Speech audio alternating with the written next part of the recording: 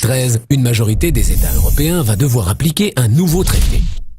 Tiens, un traité européen. La dernière fois, c'était en 2005.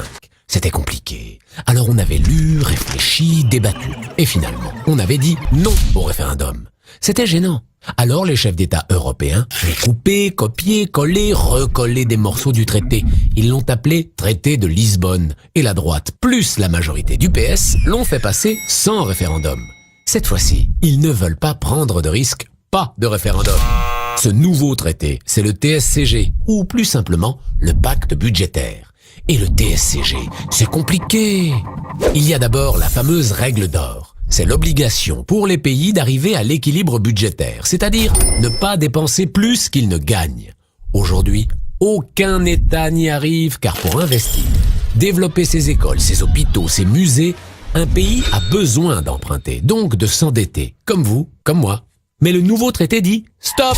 Enfin pour les dépenses publiques, car pour les dépenses exceptionnelles, comme remettre de l'argent dans les banques, on aura toujours le droit. Avant, le déficit ne devait pas dépasser 3% du PIB. Déjà, personne n'y arrivait.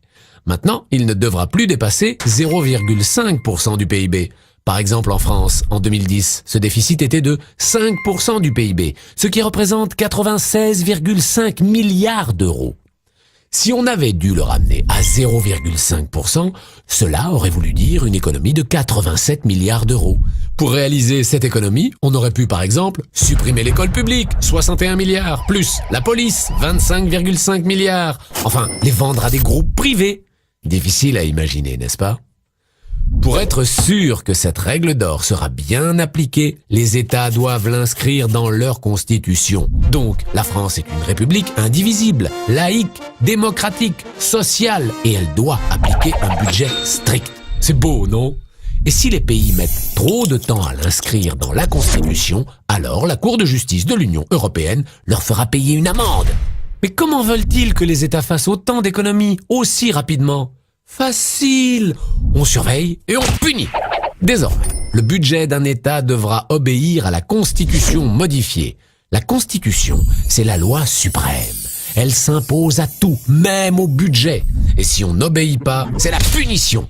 La Commission européenne impose soit une amende, soit une caution qui ne sera rendue que sous certaines conditions. Dépenser plus pour réduire le déficit. Logique, non ? La nouvelle Europe, c'est l'Europe austéritaire. Elle va asphyxier les États et les peuples en les obligeant à dépenser toujours moins et à taxer toujours plus. Dans cette nouvelle Europe, il sera impossible, voire illégal d'investir sur le long terme.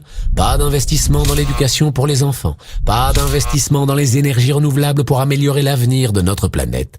Un futur qui fait rêver. Pourtant, d'autres solutions sont possibles. Par exemple, faire que la Banque centrale européenne prête l'argent directement aux États et non plus aux banques. Les taux d'intérêt seraient alors à 1% et les dettes des États deviendraient automatiquement moins lourdes à rembourser. L'investissement sur le long terme serait alors possible. Simple, non ? On nous fait croire que l'austérité est la seule solution. Mais elle n'en est pas une. Vite, le compte à rebours a commencé. Les chefs d'État ont prévu qu'il soit appliqué dès le 1er janvier 2013 et ils n'ont pas prévu de nous consulter. Alors, face à un tel traité, exigeons un référendum.